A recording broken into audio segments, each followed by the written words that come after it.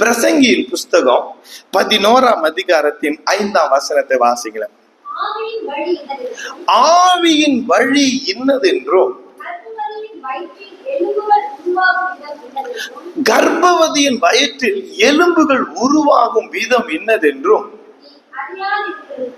நீ அறியாதிருக்கிறது போலவே எல்லாவற்றையும் செய்கிற தேவனுடைய செயல்களையும் நீ அறியாய். இந்த வசனத்தின் ஆழத்தை பாருங்களேன். எல்லார் வாழ்க்கையிலும் கர்த்தர் கிரியை செய்து கொண்டிருக்கிறார். அவரை நம்பிக்கொண்டிருக்கிற, அவரை நம்பி வாழுகிற நம்ம ஒவ்வொருவருடைய வாழ்க்கையிலும் தேவன் கிரியை செய்து கொண்டிருக்கிறார். ஆனா அவர் எப்படிப்பட்ட கிரியைகளை செய்கிறார், ஏன் இப்படி செய்கிறார், ஏன் இதை அனுமதிக்கிறார் என்கிறதை அறிகிற அறிவு நமக்கு என்னவா இல்லையா? அதை புரிந்து கொள்ள சொல்லப்பட்ட வார்த்தையை பாருங்களேன்.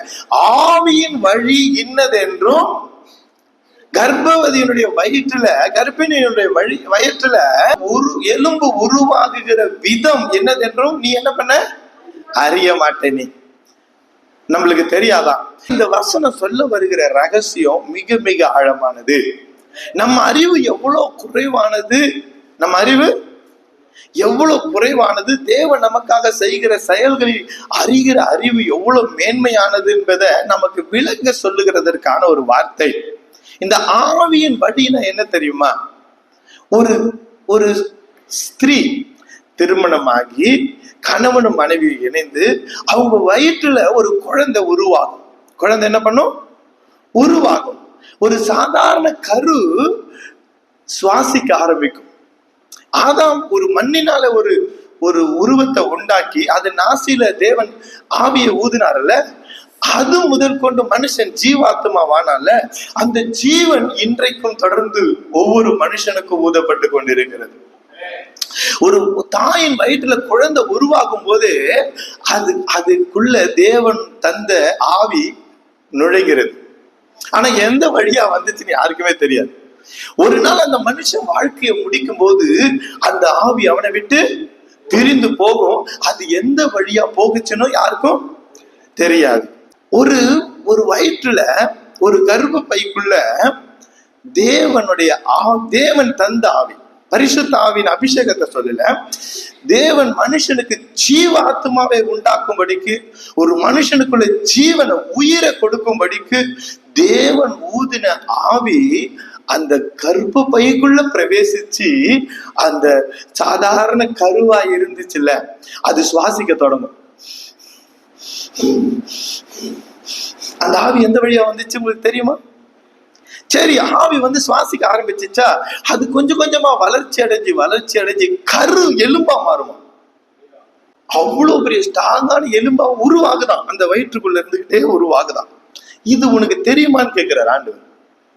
இந்த ப்ராசஸ் உனக்கு தெரியுமா? ஒரு தாயினுடைய வயிற்றுக்குள்ள இருக்கிற கரு பையக்குள்ள உயிர், தேவனுடைய ஜீவ சுவாசமாகிய ஆவி வருகிற வழி உனக்கு தெரியுமா?